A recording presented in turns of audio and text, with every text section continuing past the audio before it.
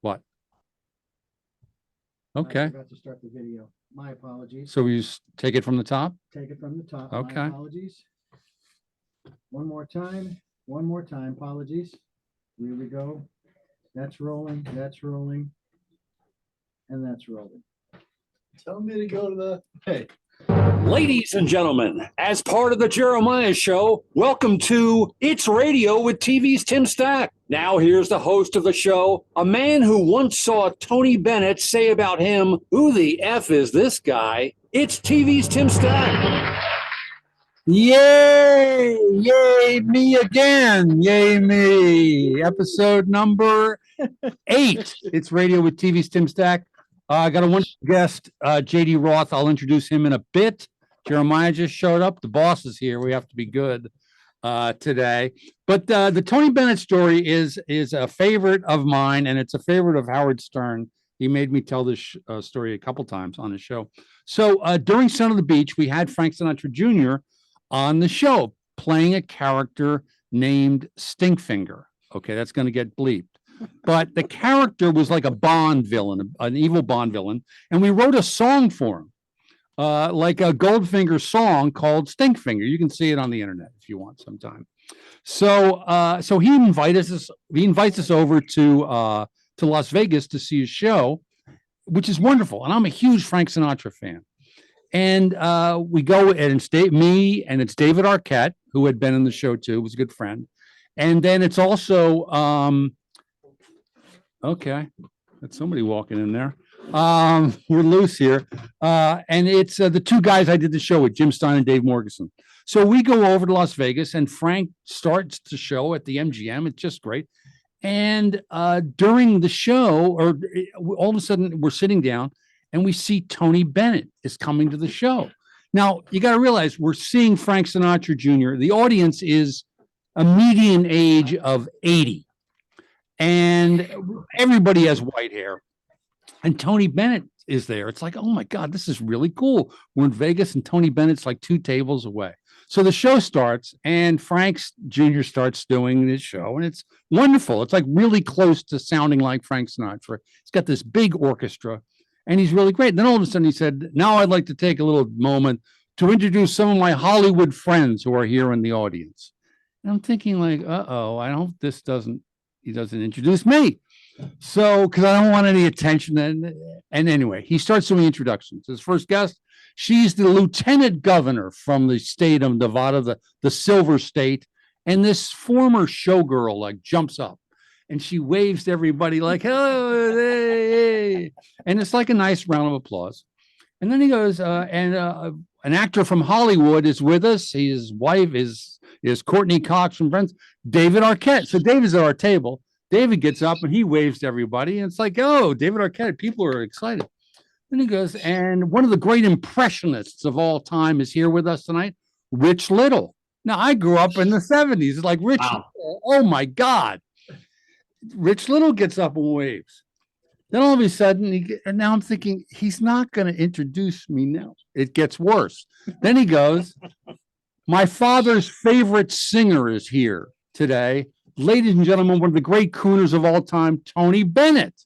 And the place goes berserk. It goes nuts because Tony Bennett, next to Frank Sinatra, you think it's Tony Bennett is the next best singer. Place is going berserk. Then Frank Jr., I love him. He's no longer with us, which is such a nice guy, goes, and now the big treat. And a drum roll starts like the one we just heard introducing me. Big timpani drum roll comes in. Ladies and gentlemen, he's here. He's with us. He's the star of Son of the Beach. People are looking around like, what is he talking? Nobody's Son of the Beach. These people are 80 years old. He's here, Tim Stack. And there's silence. And I kind of stand and I look over at Tony Bennett, who's looking right at me. And I see him say, who the F is this guy? He's getting introduced after me? What's going on here? Anyway, Frank did the show. He sang the song from the show in the act, Stinkfinger. It's just like people are Like, what? Anyway, that's the Tony Bennett story, which was very embarrassing, but really funny. Okay, let's hear that drum roll again, because I'm going to introduce our guest. It's going to be a long introduction, okay? Because there's a lot of stuff going on here. He's the voice of Johnny Quest, the host of Funhouse. I want to talk about both of those things. The producer creator of Bar Rescue, producer creator of a legit like mega hit, The Biggest Loser. Obviously, we're going to talk about that, just to name a few of his creations. He's the author of the books The Big Fat Truth, also Your Money, The Missing Manual, also the Handbook of Lutheranism. I'm just kidding, but there is a guy named JD Roth who wrote a book called The Handbook of Lutheranism. So I'm assuming that's not you. Who the hell's that guy? Oh, there you go. The husband of Chris, father of Cooper and Duncan, who are great kids. I know them both. Anyway, a big hand for Mr. JD Roth. Yay! Listen to that applause. I could listen to your stories all day. And I do, actually, when we're out. It's the only thing that helps me ignore how bad my golf game is when we're out there, is the fact that I know at least another good story's coming from you. And also back hearing them from you, because one of the things that we share is an incredible length of time in show business and also a good attitude towards it. Like, it's not the most important thing. So you can laugh at these insane stories that have happened to you over the years, some of which we're going to get to today. We got lots of them. Welcome. Thank you for being here. So, and speaking of stories, you and I reconnected, but because JD is an incredible salesman. I've told you that, and we've pitched some deals together that sadly were not bought, but it's really fun to watch him in action. So one of the things is just tell your version, then I'm going to tell my version of how you and I reconnected. Okay, so the original connection was a great show that Mr. Tim Stack was one of the stars of, called Parker Lewis Can't Lose in the 90s on Fox. The girl who played Parker Lewis's girlfriend on the show was my girlfriend. And I would come to set, and I got to know Tim because we're both from the Philadelphia area. So we talked sports and Dr. J and all that kind of stuff. And then we lost touch. The show ended, and as always in show business, everybody goes their way, and your family 1 minute and you don't know them the next minute. Yeah. And many years passed. And I can't say that, I was looking for Tim Stack, but I always kept my eye on what he was doing. I'd always catch him here. Oh my God, there's Tim, on yet another show that he's funny on. And then my son, to come full circle, when he turned 11, wanted to become an actor. I said, dude, you can't, you're too young. And of course he said, well, you started when you were 11. Why can't I? We're going to talk about that. Yeah. What a pain in the ass he was. And so he started, and he showed up on a show for Disney. And I went to accompany him to try to have him grow up in this business the right way, which there's a wrong way and a right way. And lo and behold, I walk in, and who's the executive producer and writer and head, guy? Tim Stack. And we were like, no way. After it had to have been, 25 years since we had seen each other. I would say it's 25 years. Parker Lewis was over like 92, maybe something like that. And I think you worked on the show that Cooper was on in 2015, 2014, something like that? Something like that. Yeah. So 25 years. Yeah. And we just started talking again, and it was really, really fun. I'm going to tell you my version, which I don't think I've even told you about, because what happened was I'm on the set, and I'm not everybody. I worked on this show, Kirby Buckets, which is a really clever show on Disney XD. And I was just a writer, and they brought me on the set because I spent so much time with actors that I sort of looked over the set. So I'm on the set that day, and this kid Cooper is good. He's the guest star on the show, and he's good. So I'm not worried about that. That's not a problem.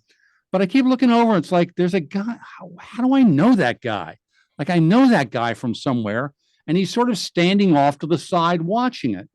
And I don't say anything, or maybe I said, oh, they said that's Cooper Roth's father. I went, oh, okay, Cooper Roth, I don't know. And I'm not putting two together. So then I walk upstairs, and there's a writer on the show who used to work he was in the reality world, and he worked for, who's the guy who did Survivor, the big name, Mark Burnett.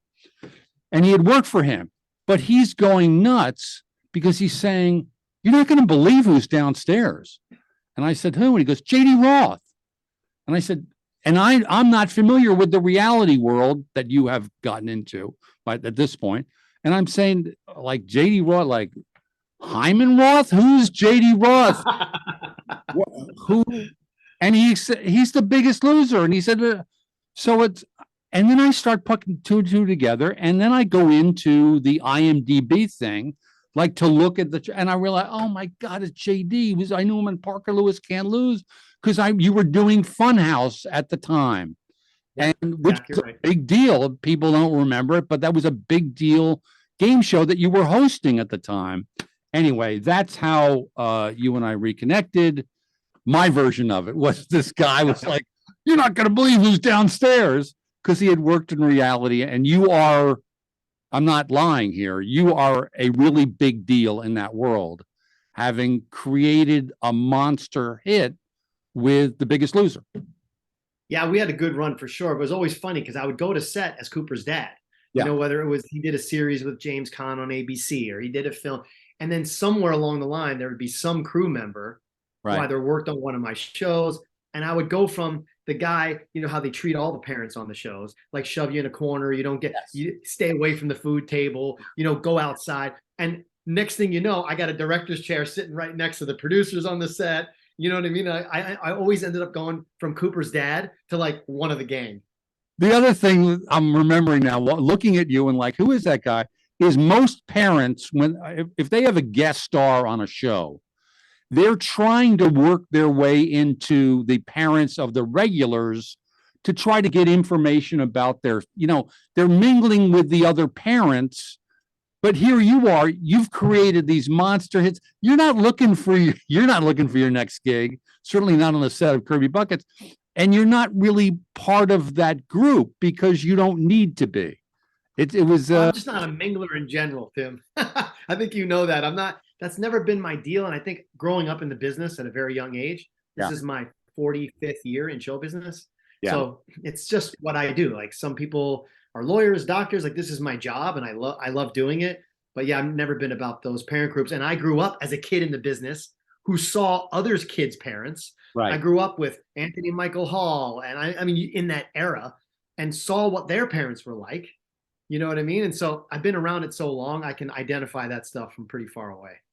And interestingly enough, Tim, Kirby Buckets, you know, Jacob, who was the star of who was Kirby, my son met him on that show, and they have been inseparable best friends since that day. And I mean, literally, Jacob practically lives with him at USC when he's not shooting a very big show that he's on now, which I know you know. I don't know. You don't? Oh, Cobra Kai. Cobra Kai. Jacob plays Hawk on Cobra Kai. I'm talking about Cooper for a second. Sorry. No. So his life, his life changed so much, so dramatically. And so Cooper has kind of the traditional college, you know, USC film school experience. Jacob has the on-set star of this big, you know, global show. And so they're sort of vicariously living together through each other's life. So Cooper went with him to South Africa to do a tour thing for the show, and Jacob lives with him down at campus. So it's kind of nice to see they grew up together. I would love to see the two of those, because Cooper, I've seen little films that Cooper's made. He's very talented. He clearly has it. Where that goes, who knows in today's world, which we can also talk about later. But I'd love to see those two guys do something together, even in a fun, like turn the iPhone on and see what happens kind of thing. Because they're both. They did a film together. Oh, they did? A couple months ago. Oh, for USC, and it screened in the big USC theater in the cleanup spot, which was like the best, you know, spot for the movie to be last. And so they did do their first pure film together. I'd love to see that. I saw the improv sketch show that Cooper did, which was really funny. Yeah. Because he's like a Charlie Day character. I told you that he's like a Charlie Day character. He's really funny. I mean, but I'd love to see what they made on camera. Okay, we're coming up on our first break. I got so much I want to talk to you about. When we come back, I do want to talk about your childhood acting experiences, because that to me is so unique. What he's going to tell us about growing up in New York as a child act, but not even in New York, in New Jersey, taking the bus to New York. Anyway, we're going to talk about that. We're going to talk about Funhouse. And I also want to talk about Johnny Quest, but that'll be later on. We got a lot to do because I looked through the IMDb list of Johnny Quest, and that's crazy. The actors who came through there to do voices. So anyway, Oh yeah. we're going to take our first break. It's Radio with TV's Tim Stack. I'm talking to JD Roth. You can find him at JD Roth on Twitter. And also remember the show Sprung on Amazon Freeview that I worked on. It looks like it's headed for, I think it's headed for a second season. So we'll see. We worked last week. Anyway, more news on that later. We'll take a break. We'll be right back. It's Radio with TV's Tim Stack. Hey, JD, Jeremiah, I just wanted to jump in and say hi. I was out getting coffee for Tim, so I'm running here. That's allowed. I'm a little bit late. Tim has someone who gets him coffee now. Man, things have really changed. I wanted to introduce myself. So good to have you on. Thank you so much.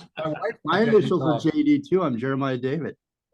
See, people always think that I'm Jeremiah too. It's funny. Like J stands for Jeremiah. I'm like, no, juvenile maybe, but not Jeremiah. Jeremiah is, so you know, are we? Change that screen. I can't do it. You got to change your screen out or turn your camera You, off. you don't understand. It's not, my camera is not on, and that is not part of the video. I don't care. I don't want it on there. Then you have to turn on, you have to hide non-video participants. I can't do it from here. And your video is on, by the way. I know. I was just speaking to. No, I understand that. Let's go. Okay, ready? we good? Yep. 3. You know what, guys? I'm feeling real crabby, and we're gonna find out why today on Funhouse. I recognize that voice. Now, here's the guy who puts the fun in Funhouse, JD Roth. Yeah. You know what? I think I know why you're feeling so crabby today. Why? Well, why don't you turn around, big guy? There you go. You see, now he's got a lack where he sits around the stage. There are crabs everywhere. There are crabs everywhere. That was a clip Sounds from, like a Tim Stack joke. yeah, crabs joke. There was a lot of Son of the Beach crabs jokes. So what year, Funhouse was what years? Like, 80 fall of 88 Right. until 92, and we did 500 episodes over those 4 years. that's unbelievable. And I just remember at the time that was like a show you'd watch because it was fun. There were a bunch of like game shows on at the time that were fun, original game shows like Studs. That was another one. People watched that. People watched Funhouse and they talked about that. So I want to go back a little bit before that.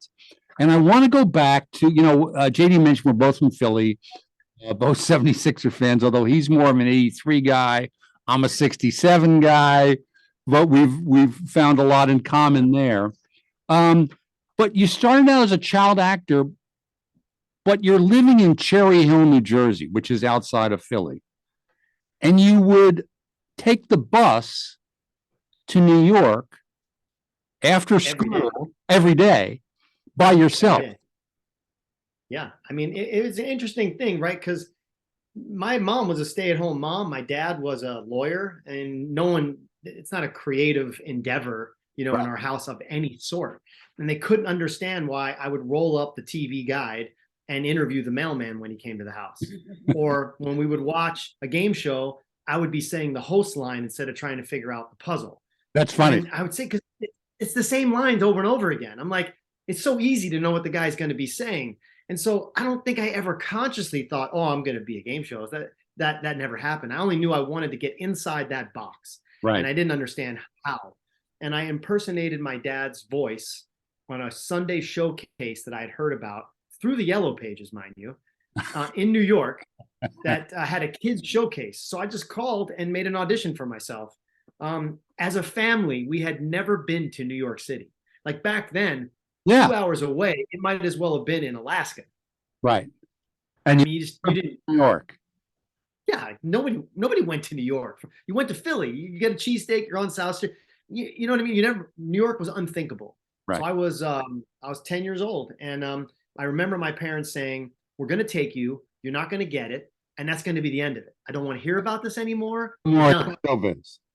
Yeah. So they said to bring music with you to sing a song. I had never sang anything but Happy Birthday. Yeah.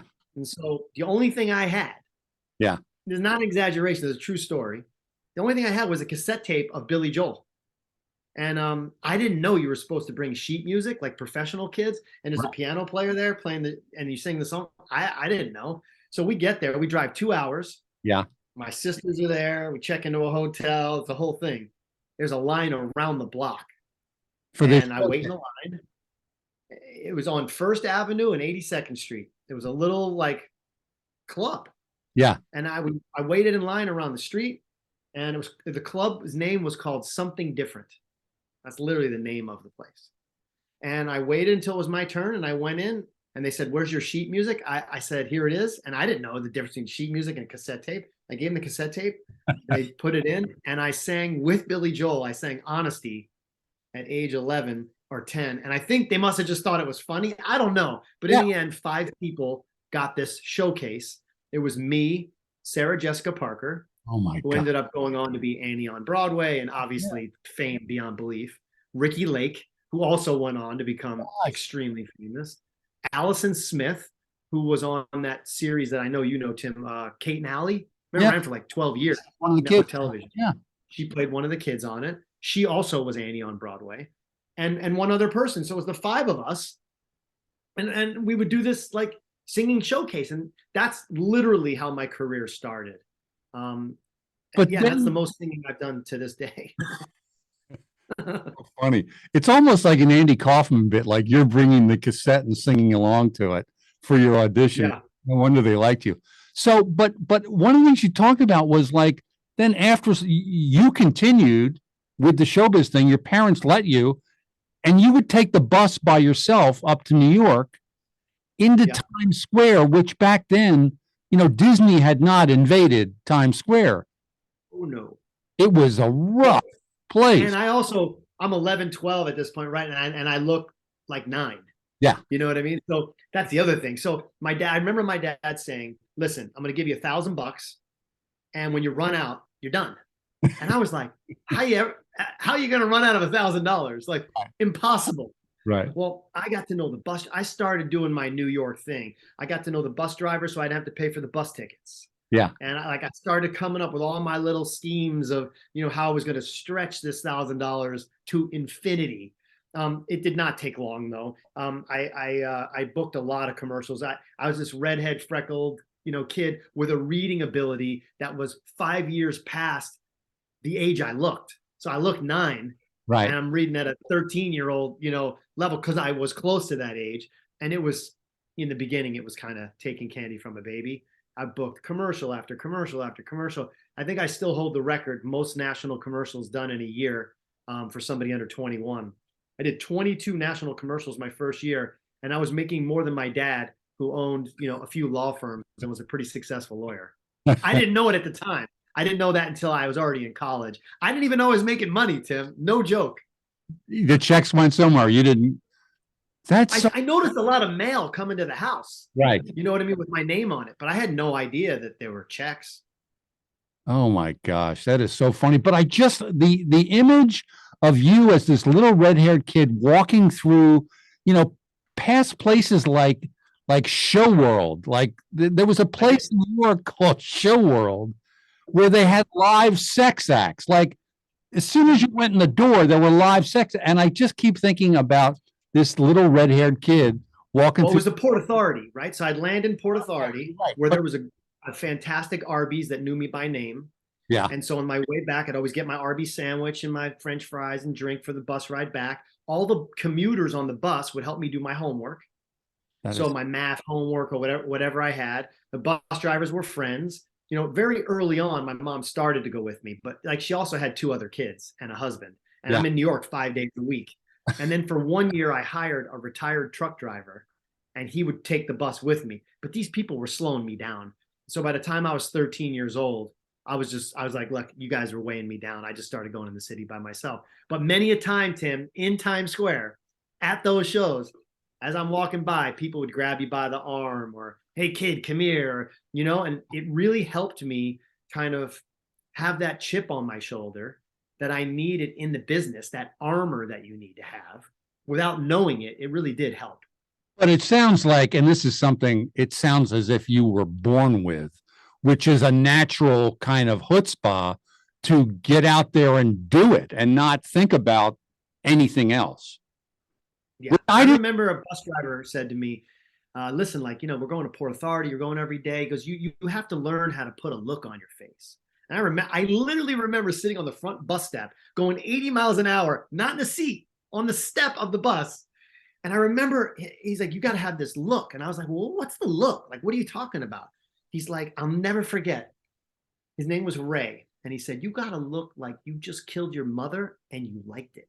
And I looked like Opie. You know what I mean? Like, how am I ever going to come up with a look that looks like that? So I tried to perfect. So Ray would work with me on the look. Like, how are you going to do it? And I would try, but I mean, it was futile, as they say. Oh my gosh. Of course, Tim Stack, all I'd be thinking about is like, where can I go to the bathroom? Like, where are the bathrooms I can use in New York? Anyway, because I love the city. You put me in the city, it is my home. I was left there for hours on end between auditions. Yeah. I would second act Annie because I had friends in the show. Yeah. So I'd second act many plays on Broadway and hang out with these people backstage. I ate at Popeye's Fried Chicken on 44th and Broadway and got twofers for tickets. And like it's in my soul when I go back to the city. And so much of my childhood memories, yes, I'm from the Philadelphia area, but my life was in the city. Right. How are we doing on time, Dr. D? Oh, we got plenty of time. Good. So early on, and then I remember you told me like, well, you mentioned the people you showcased with Jessica Parker. I had forgotten that, Anthony Michael Hall. And was it the Woody Allen movie you got? It was between you and Seth Green, right? Was it Radio Days? What was was Seth Green? There were many, but I think anyway, the most famous one for me that hurt the most was Vacation. So I stayed overnight at Anthony Michael Hall's house the night before the final callback for Vacation. So it was 7 callbacks, you know what I mean? And like, I'd never seen Anthony Michael Hall act. He was just Michael to me. Like, you know what I mean? Like, he wasn't famous yet. Right. And so I stayed at his house and we would jump the subway stanchions back when you could do that. We hopped on the subway for free. And then we went to our audition uptown. And we walk in and they say, hey, it's down to just the 2 of you. I know you're friends. You mind reading for him and he'll read for you? And I was like, yeah, sure, no problem. And Michael, go ahead, you go first. And he's 2 lines into the script. And I'm like, oh, I'm done. Like, it's not even, my talent's not even in the same zip code as what this guy was doing. Like, there's no, I should have never even read. I should have just put the script down and just walked out of the room. He was that good and that far ahead of everyone. His ability naturally was spectacular. And that movie was the start of his, rise to one of the most famous people of that decade for sure. Oh, yeah, 100%. So what year did you move to Hollywood? So I applied to college because I have a Jewish mom and she's like, yeah, you're going to college. This acting thing, you never know that's going to work out. So I applied to NYU, Juilliard, and USC. And I got into all 3, and my mom cried when I decided not to go to Juilliard. And NYU said, the city is our campus in their acceptance letter. I'm like, I've been roaming the city for like 10 years now. Oh. You know what I mean? Like, that's not a campus. And my nickname in high school was Wood, which was short for Hollywood. And so I had been on Star Search, made it to the finals while I was in high school. So I had lived in California. What's that? What was your act on Star Search? It was back when they had an acting competition. Oh. And so also it was back when if you won, you had to wait a whole week to shoot another episode. Right. So there I was on Sunset Boulevard in the hotel by the studio, and I kept winning. Yeah. And so Tony Danza was my celebrity one week, and then someone else was, and I kept winning, so I kept staying there. So I would go on auditions at the studios while I was there because I'm out there talking myself up. Right. And You- just I had never even been to California. You had an agent at this point. I had an agent on the East Coast who knew someone on the West Coast, kind of thing. And I just fell in love with it. So I chose USC and could not wait to get out to LA, and spent more time trying to get out of school than I did trying to get in. And actually, Tim, I got Funhouse as a USC student in the middle of a semester of school. And so I got the show. We do the pilot, and the show gets picked up for 22 episodes. I'm fully stoked. I'm going to stay in school, do the 22 episodes. And by the time the show was on for, I think it was 1 or 2 weeks, it became the #1 kid show in America. And they picked up 195 episodes. 100. Imagine you get paid by the episode. I'm just a kid in college, 195 episodes. And my life went from a dorm room, not an exaggeration, from my dorm room. A month later, I was on the cover of Teen Beat magazine, and my life was completely upside down after that. That is so great. But you and the move to producing, I want to talk about that after the break, and we got some other stuff to talk about too. But then the move to producing happens like around the same time, or a little bit. Was it Funhouse that made you realize like, this isn't enough for me? Hosting is just not enough. Yeah. Well, do you have time for the story? Do we have time? Yeah. All right. Sweet. No, The story goes. we'll come back and do that. Okay. Cool. Take a break now. Okay. JD Roth is my guest on It's Radio with TV's Tim Stack. We'll be right back. Okay.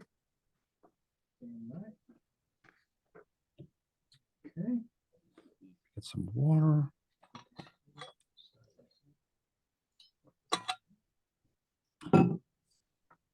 You ready? I am ready. What if I told you that many of America's deadliest health issues could be wiped out? All you need is to know one simple secret. In my new series, The Big Fat Truth, I give people the easy tools they need to lose weight, get healthy, and transform their lives. I just feel like a totally different person. And you can make the change with us. Sign up for the free Big Fat 30-day challenge at zliving.com. And don't miss The Big Fat Truth, Sunday at 8, only on Z Living. So I want to get to your transformation. I'm going to start with transformation to producing, and then I want to talk about the health stuff, because it's so funny. You're talking about all those horrible restaurants you ate at when you were a kid, and now you're as healthy a person as I know, certainly I know, without being crazy. That's the other thing I like about you, is like you're healthy, but you're not like a preacher. Like nobody feels uncomfortable eating a cheesesteak in front of you. So go back. Because clearly, and having spent time with you and seen you in action and your obvious success, it's like hosting, I could see just not enough. Like, yeah, it's fun getting recognized and all that. You meet hot girls like the girl on Parker Lewis, but it's clearly not enough. And also probably not enough, I'm guessing, financially. Like you see, this isn't where the big dough is made. Am I correct in saying that? Yeah. I mean, being a host, as Dick Clark used to put it, being a meat puppet is fun, but ownership is everything. And he told me that when I was young. I was probably 21 years old. He said, "I hear you're the next me." Turned out he was wrong. Ryan Seacrest was, who's incredibly talented. I'm a big fan. But yeah, he explained to me that the meat puppet thing is great, but if you really want a career, you have to own stuff. And I took that to heart. Now, before I had this run-in with him, Funhouse was a big hit. And I thought, I remember going to theme parks growing up and seeing celebrities at theme parks, signing autographs. I could do something better than that. I could do a live version of these physical games and let the kids who love the show play the games they watch on TV in their own neighborhood practically. And I was very hyper aware that Warner Brothers owned my show, and Warner Brothers also owned Six Flags theme park around the country. Wow. So I went to the head of Warner, Dick Robertson, who used to walk around with a putter in his office. Yes. Delightful human being, very entertaining, probably could have been a host himself. And I said, Dick, like, this is amazing. We could do these live shows. You own the theme parks. I'm like, this is like promotion for you. This is what Disney does. You know what I mean? This is great. And I'll never forget, he goes, "Kid, He goes, just go bleep some girls and have fun. I got you under contract. Just go have fun. You know, and he kind of kicked me out of his office. Right. I was 21, you know, and I might have even been 20. So I left his office and I was like, yeah, I'm from New York, man. We don't take no for an answer. So I called the president of Six Flags and I said, Dick Robertson thinks it's a great idea that I do 1 week in every theme park you have. And the guy's like, that's brilliant. And he booked me in every Six Flags park in America. And now I had to go back to Dick Robertson, the president of Warner Brothers, Right. and say, hey, by the way, I ignored you. Right. And I did it anyway. Not only did I ignore you, I said you really like this idea. Oh, yeah. I told him. I mean, you know, and I think the chutzpah part you're talking about, he loved. And he laughed so hard when I told him. I thought he might kill me. Yeah. He laughed so hard. And then, to his credit, he gave me the rights for the tour to the show for free. And no one in my career has ever done that. So to speak. Like a comic club, you own the house. And he allowed me to promote the show through the affiliates, you know, the TV stations. And that really gave me the runway for my producing chops to kind of start. We built a very large 250 city tour over 5 years. And that allowed me to not only make some incredible money, but it gave me the runway of time to be able to kind of go, okay, now how do I create shows and do it for myself? People were calling me to host shows and I would just say no, hoping that I could sell a show and then give myself the job. Right. And so what was the first thing out of the gate as a TV producer? Because I sold a show to NBC. It was called Double Up. It was a dating show for teenagers where a brother and sister came on. The brother picked the sister's date and the sister picked the brother's date. That's funny. That And was it was great. I created it and it got picked up. Yeah. And in fact, Brittany Murphy was a contestant on it. Jennifer Love Hewitt was a contestant on it. Like there were some like kids who ended up growing up and becoming, you know, very large pieces of talent on their own. But the show was doing very well. We were on at the same time, side by side as Saved by the Bell. It was performing really well. And then Time Magazine came out with an article that had my face on it. And it said, should this kid be telling you when your kid should date? And that was the end of that. Parent groups got involved and they shut the whole thing down. You got canceled. You're in the cancel culture. You started the whole thing. Yep. But the show, like I'm looking at your IMDb page, which is amazing, and all the shows that you've produced. The first one that jumped out of my brain a little bit, remembering it, because it played on a bunch of levels, was Breaking Bonaducci. So, first of all, how did that come about? Did you approach Danny Bonaducci? No, it's actually a pretty decent story. So Danny called me. We're both redheads, you know what I mean? Redheads stick together kind of routine. I knew him. And he called me and he said, hey, I want to do a show called Dinner at Danny's.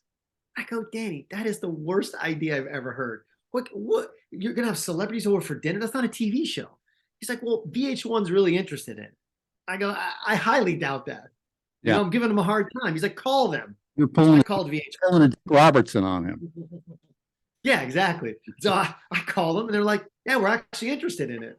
I was like, really? So they want to do a pilot. So I go, all right, I'll go down the road with you, Danny. I'll do a pilot with you. I said, look, why don't you show me the days leading up to the dinner? Like what you have. He's like, oh, I do this. I'm doing this show. And then on the list, the day before the dinner was a couples therapy session. And as the storyteller in me, I'm like, okay, well, if something happens in the couples therapy, we could connect that story during the dinner and maybe make this lousy idea interesting. So we go to the couples therapy and Danny is pure, how do I put this? He very high IQ, extremely high IQ. He knows what he needs to make something work. And he will do just about anything to make sure it will happen. So we go to couples therapy. And in the middle of couples therapy, he blurts out that he's cheating on his wife. Oh my gosh. And she goes insane. And I turn to my partner and I say, the show is no longer Dinner at Danny's.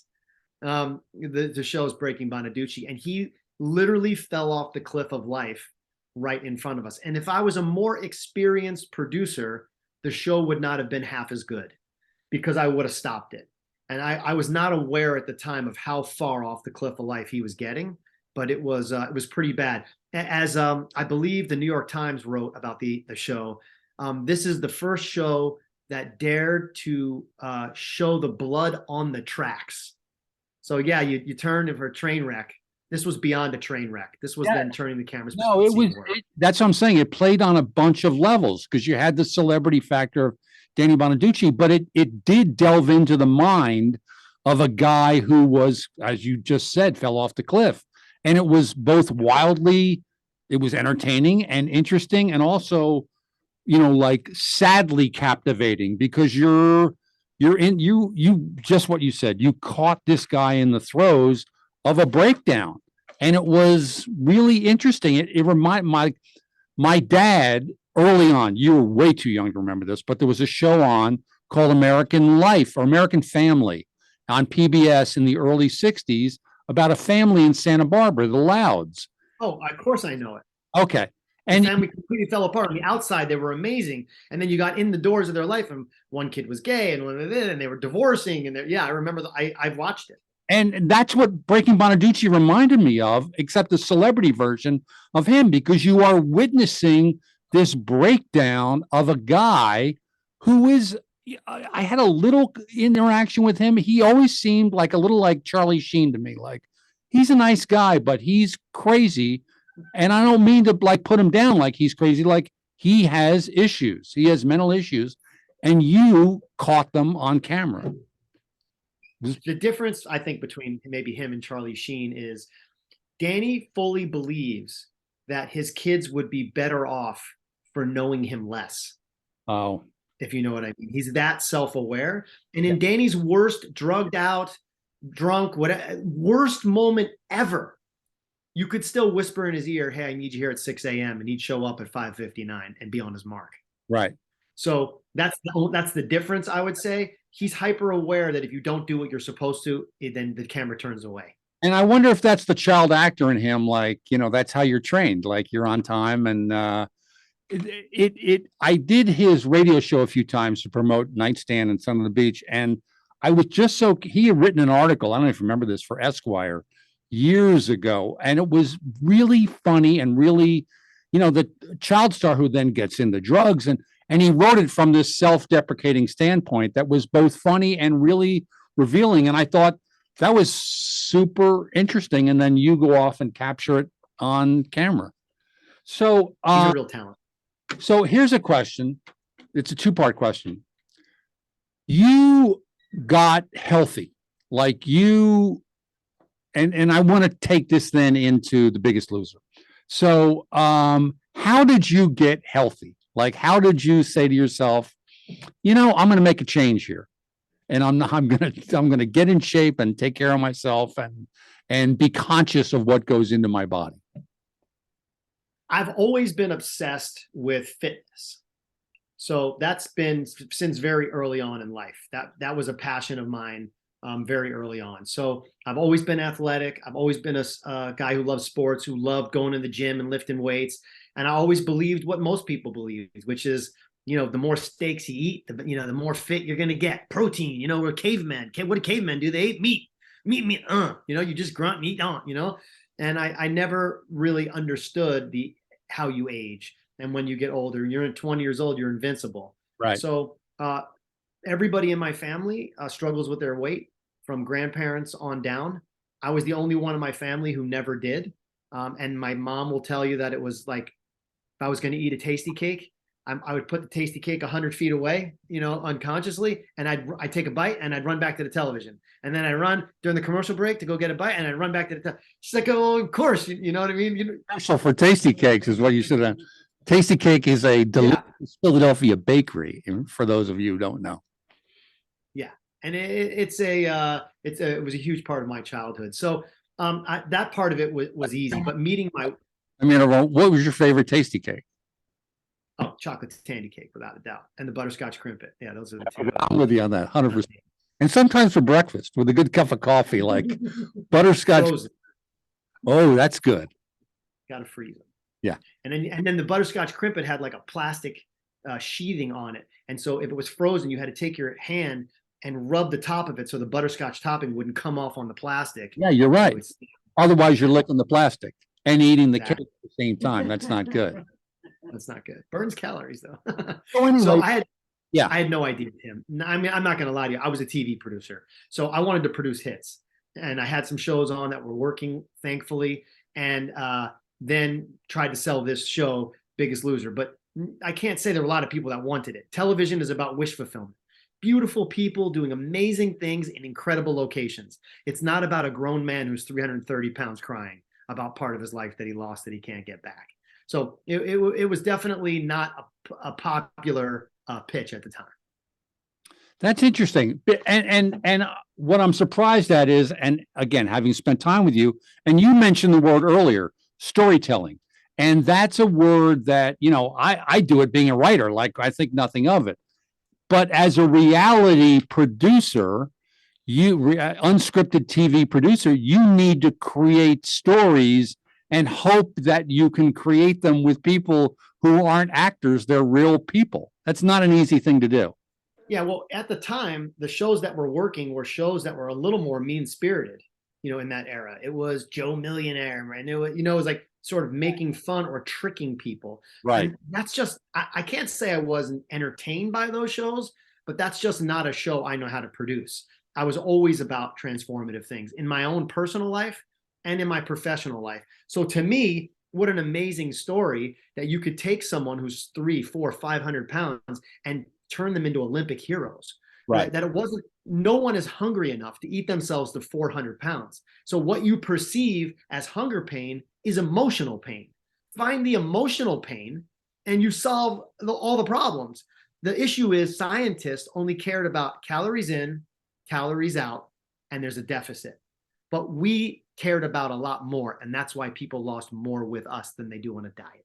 And I'll just say, I've seen JD like out in public, and he genuinely care. Like, this isn't a thing, like this isn't a shtick. Like, I've seen him with people like, hey, what can I eat? And he knows, and because you genuinely care, and it comes off in seeing you out in the public. So I do. I have been known to slide into a booth at a restaurant, have a girl who's crying and you know, and sit there for hours. My kids are like, "Oh, not again." You know, I love people's story. I mean, I'm like you, Tim. Anyone who's new who joins us to play golf, you see, I do the lobotomy. I like to figure out everything about them and what makes them tick, because nothing we do in life is by accident, and it's all a symptom of something that's happened to us. And so I've seen firsthand how, you know, a parent can affect a child who is normal sized and healthy, and 2 years after that inciting, you know, emotional incident, they're 300 pounds. And so that power of words and the power of trauma is monumental in this world, and it's creating such an epidemic health wise that I became obsessed is the only word I could say. yeah. Well, anyway, and you created a huge monster hit in the meantime. So we're going to take another break. We're talking to JD Roth. You can find him at jdroth.com. No, not .com. On Twitter at JD Roth. Yep. And it's Radio with TV's Tim Stack. We'll be right back. Very good. Very, very good stuff. All right, final segment, please. Okay. Let's talk about.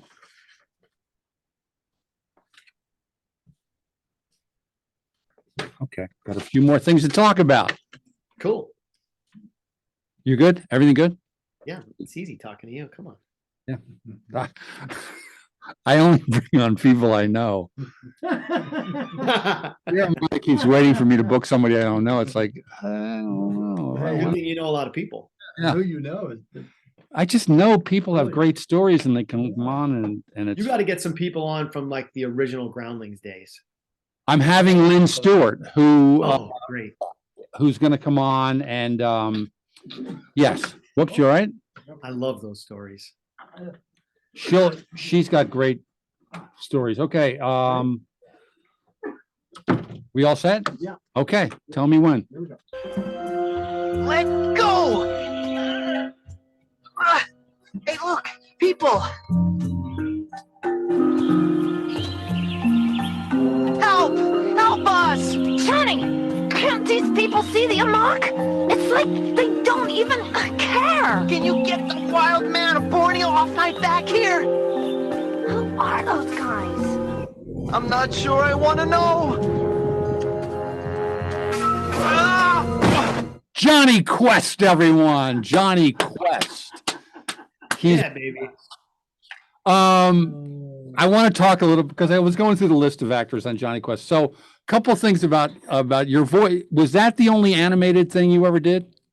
No, I was under contract to General Mills when I was a teenager. I did all of their Catch Lucky. He's got Lucky Charms. Oh, you really? know, Munchy Crunchy Chop, like all those commercials. Yeah. I did them all. I mean, and back then when there was no sort of obvious a culture for diversity and etc., I Yeah. played every kid. Yeah, The you white kid, the Asian kid. Yeah. and they just said go ahead and book it. Yeah, I actually I was wondering about that because I saw all the list of actors that they brought in for Johnny Quest, which is crazy. The number of actors Unreal. came in there who would just do one voice and leave. And now today, you know, you only do three voices because they want to save money. But then you were telling me like, yeah, you did Asian kid voices and black voices. They just They literally would say sound more black. I Yeah. mean, can you imagine like that long? Like it's crazy. Yeah. But the Johnny Quest thing, you know, I always auditioned for animated stuff. It was fun. I did a lot of guest starring roles back in the Klasky, you know, Chupo days, which was great work. And I believe it or not, like 30 years later, you still get checks, albeit small. But the Johnny Quest thing, I went on. I don't know. It was 5, 6 callbacks, something crazy. And I was an adult, you Right. know, well into my 20s at that point, maybe even 30. And the final callback was me and like a real 13-year-old kid. right. And you I was like, son of a bitch, the Well, kid's gonna get it. Like, he's a real kid. And I grew up watching Johnny Quest. Like, to be Johnny Quest is like, that's like being Superman. Like, come on. Yeah. And the kid booked it. He got it. and then And what? I was devastated. I mean, literally, I was devastated. And you know, I'd worked on this callback for weeks. This goes on. Right. You're driving and parking, and Tim, you know the drill. And a kid, and I was so mad. And about a month later, they called and they said, "Hey, listen, it didn't work out with the kid. We made a mistake. Would you come in and redo the first 3 episodes and continue to do the next 65?"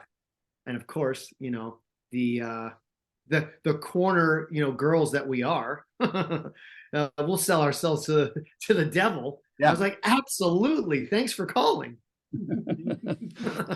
But what reminded me, that's funny you said you were in your 20s because it's a little the voice is a little higher pitched.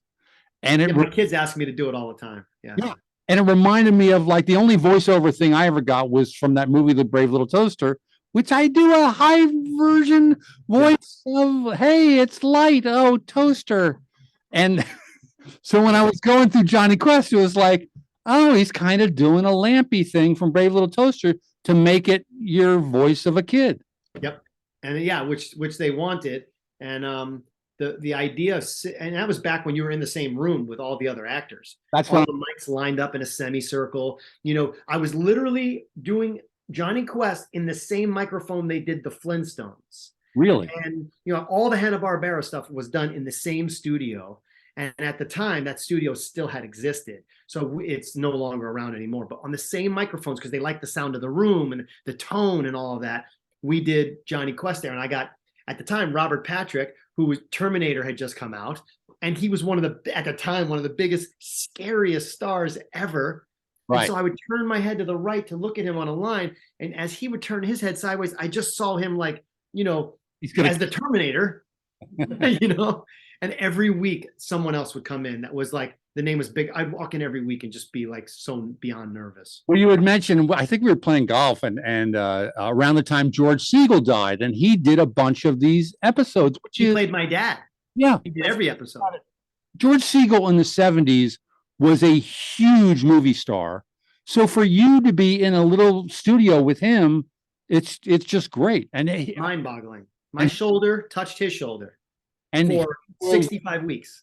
And he was only a good guy to you, correct? Amazing. Yeah. Brilliant, genius, kind. He showed me that even as an older man, who the older men in my life, back east, dads, you know, in the neighborhood, things like that, were very serious people.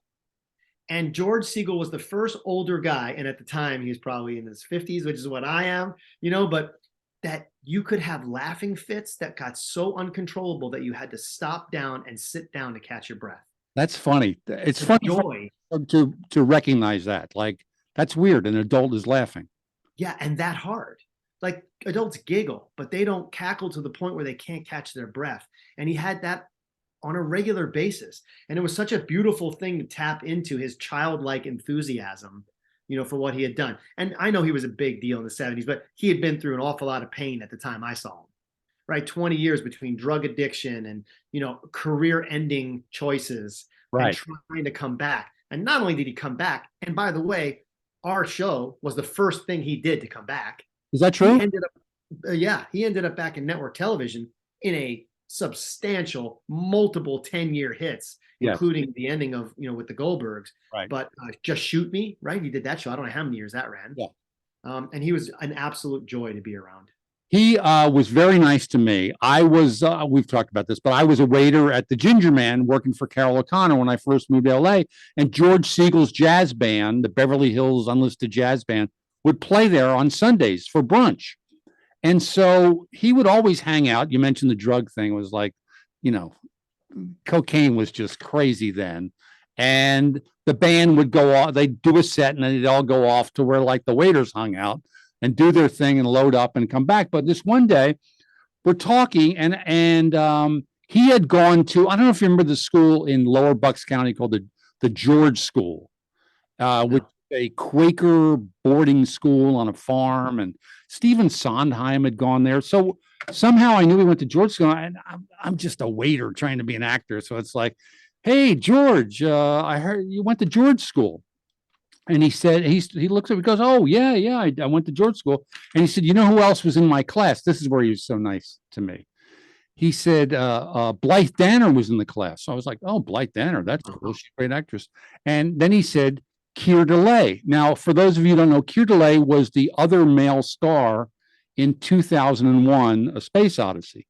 It was Gary Lockwood and Keir DeLay. And he says, and Keir DeLay was in my class. And I, of course, have no idea who that is. And I say, oh, she's wonderful.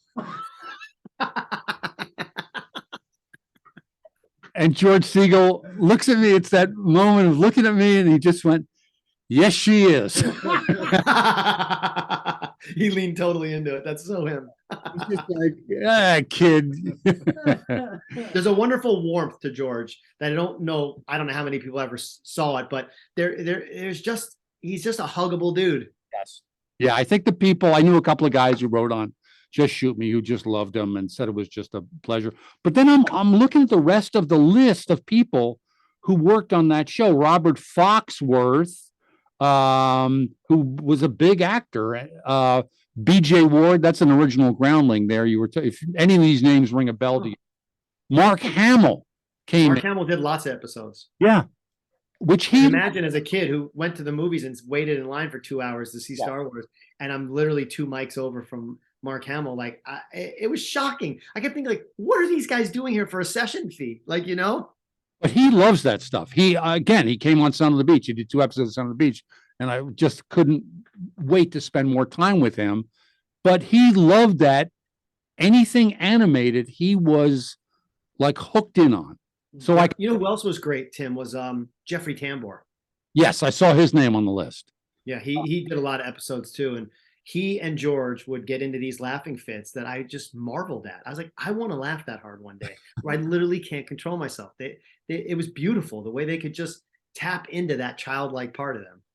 So then I'm also looking at this Mayim Bialik, she did a voice on the show. Lucy Liu was a voice on the show. It's just crazy. But this is the one that got me this morning. I'm looking at the list. And Brock Peters was the actor who had played Jim Robinson in To Kill a Mockingbird. God, I didn't know that, Tim. Yeah. I don't even remember that. And George Kennedy, Academy Award winner, did a voice of the show. And anyway, amazing. So now you're still crazy busy and you're doing reality TV, but you also started teaching at USC. And I teach a class at UCLA. And I just wanted to hear your, like, do you love that? I think you do love it, but I want to hear you talk about it. Absolutely love it. And in fact, I would not be a teacher at the school if it wasn't for my kid. So my kid is in the directing program at USC. I didn't graduate from USC because of the show. Right. And so I hadn't been back since 1988. And he got into the school. I started going to some events. Next thing you know, I started talking to some of the professors. They started asking me to speak in their classes. And before you know it, the dean of the school came to me and wanted to talk about the potential for how big unscripted television is, and that there is not a film school in America that has an unscripted major. And wouldn't it be amazing if USC had the first unscripted major in America? So I was like, wow, that would be incredible to help start that curriculum, grow it, and turn it into something. But I wanted to see if I would enjoy the process. So I started teaching a class, and everything you had told me about your class is true, that just seeing it through the students' eyes and helping them kind of reach their goals and achieve, and also yet seeing how technologically they are advanced from what we were doing, and their understanding of the world and their IQ is just, it's mind-blowing. However, as high as their IQ is, right, USC is no joke. Yeah. Even they didn't really understand the difference between scripted and unscripted. And it's so unique, that in their world, it's all the same. And so it's been interesting to take these kids who don't realize some of their favorite shows are unscripted television, and that's a completely different subgenre of what television is. And no, I know you said you really loved it, and I do too. The thing about teaching, and I don't know if this is true in your case, but the thing about teaching for me is it's made me a better writer. I don't know if you have found that, like asking yourself questions that you ask them, or I find myself asking myself the same questions. Like, I think it's harder for what you do. I think that jokes that were funny aren't anymore. Yeah. I think that lines can't be crossed. The very definition of what we do is to take some risks, and to find the line, sometimes you got to cross it. And so for what you do, I can't even imagine how much more difficult it is from a writing perspective. I really want to show them that in life, telling a story, there is nothing more valuable. And period. That if you want to get on a date with a girl who's out of your league, or you want to get a raise from your boss, or you want to get a different job, or you're in research and you want to research and raise money, you got to tell a story, and best story wins. And so I don't think, I think it's great that there's math and music programs in schools and all of that, but there should be a story program. Every kid should learn how to tell a story. And that's really what I try to focus on, more than are they going to be a producer. That is fantastic. It's almost like, yeah, you want to take a public speaking class. Everybody should take a public speaking class. But in essence, what you're saying is you're selling yourself. In other words, what is your story and how do I create? That's a wonderful, wonderful thought. And it doesn't have to be out loud. It can be on paper. It can be on camera, right? There's all sorts of different ways to tell that type of story. But I don't think that kids understand that everything in life is development. We're always developing something. Right. And that's an inner story. It's an external story, how we want people to perceive us. There's always a story going through our head. And to be able to figure out how to take a blank sheet of paper and develop that into something that somebody wants to watch is a powerful experience. And it's all I'm good at. So I'm so passionate about it, to try to express them how important it is. And there's no hiding in my class, right? So everyone's got to develop an idea, and everyone has to present that idea, and everyone has to make that idea as well. And you know how hard it is to take a piece of paper and convince someone to give you millions of dollars for it. And you do office run-throughs and you try to make it perfect, but we don't know. Like, you didn't know that Sprung was going to be as good as it is. It's terrific. Yeah. But like, you can't know until you know, and then it's too late. That one I kind of knew was going to be great because it wasn't my show. It was Greg Garcia's show. So I'm looking at it like, wow, I think this is going to be really good. You know, when it's your own show, you can't, you know what I'm saying. Like, well, we've also been around long enough and combined almost 100 years of, being in the business. I think you know when chemistry's happening. Yes. You can feel it now. You don't know for sure it's going to be a hit, but you know when something feels special. Yeah. Well, we didn't get time to talk about, I wanted to talk about like the state of show business today. We ran out of time. This was really great, JD. Thank you so much. JD, we want, can you do a promo? Yeah. Can we get you to do a promo for Oh, we're gonna take a break. Take a real quick break. Take a real quick break. We'll be right back. Yeah, then you got one more. You got 6 more minutes. I got was trying to 6 tell you to Take a break. I didn't know what that meant. Oh, that means take a break? We closed the I show. thought it meant something. The show. Okay, we're gonna take a break. No, this is the end of the show. Oh, this is the end of the show. That's correct. Okay. This was, sorry, that's on me, everybody. We have 5 minutes left. Oh, okay, great. I didn't know that. Okay, good. Okay. Are you still good for another 5? I am. I have a 2 o'clock, but if I'm a couple minutes late, they'll have to wait. Maybe you wrap it up. Let's just wrap it up. Let's just, I would rather have you do a promo for Jeremiah and for this, if that's okay with you. Yeah, whatever you want. Great, great, great. So what does he need to say? So Wait, whoa, stop. Richard will catch you down when we get there. No. I'll explain it in a moment. I need you to end It's Radio with TV's Tim Stack. Okay. Before we can do anything. Okay, we'll do that now. I'm messing Tim up today. I'm so sorry. All right. Okay, Stay away. no, you're not. No, you're not. My guest today, I just want to thank again JD Roth, who is a good friend. He's a golf partner, has a wonderful family who I've gotten to know too. And you can find him at JD Roth on Twitter. He's the author of the book, The Big Fat Truth, and Your Money, The Missing Manual, and not the Handbook of Lutheranism. That's another JD Roth. Although I kind of want to meet that guy. Like, I have. you have? I have. You carry around a handbook. It's like of Lutheranism. Anyway, Eddie, thank you so much. I'll see you soon. I'm dropping avocados off at your house shortly. Payment in avocados is the only way for me, Tim. We had a little barter deal going, everybody. So do my podcast, you get some guacamole. Thank you, sir. I'll see you soon. And to everybody, it's Radio with TV's Tim Stack. I'll see you next time. Okay, we can do the radio drop now. Okay. I'm so sorry. No, that's all right. Don't worry, I can get the radio portion taken care of. We'll clean up all that. Oh, yeah. JD, can you do us a favor, if you wouldn't mind? A favor after the show, do like a little radio drop promo to promote yourself, promote the book, promote whatever you like. State your name, state your promo, and then end it with it's radio with TV's Tim Stack, or you're listening to it's radio. Okay. Sure.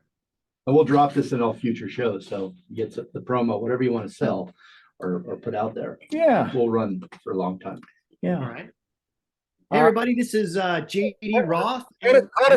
JD, hold on. Hold on a second. Okay. Richard's got to count you down. I gotta count you Go ahead. Sure. Okay, here we go. 3, 2, 1. You're live. Hey, everybody, this is JD Roth. And sure, I could promote my shows. I could promote a book. I could promote plenty of things. But really what I want to promote is a healthy, great living.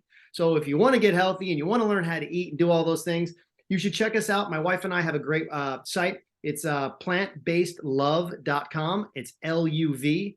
And I would go there if you want to get healthy. And there's nobody healthier I know on the 9th green getting ready to just throw one in there, about 5 shots less than I am. And that's Tim Stack. So enjoy It's Radio with TV's Tim Stack as much as I do.